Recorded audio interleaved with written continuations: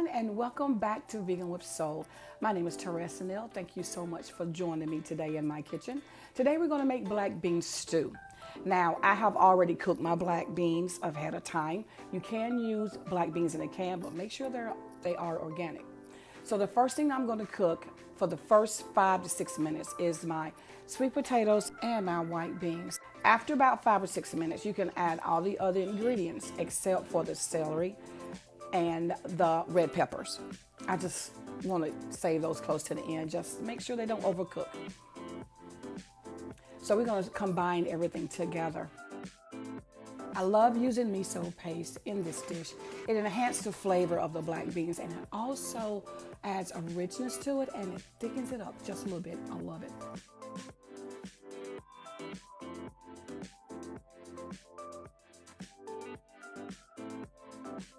So after about 3 minutes of this cooking, you can go ahead and add in your celery and the red peppers.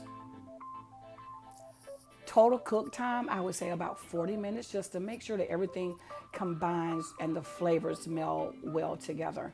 Then you can dish it up. And what I did for topping is I just took some toast, I think it was some sourdough bread, and I just made some croutons with it, and I put that over top along with some green onions.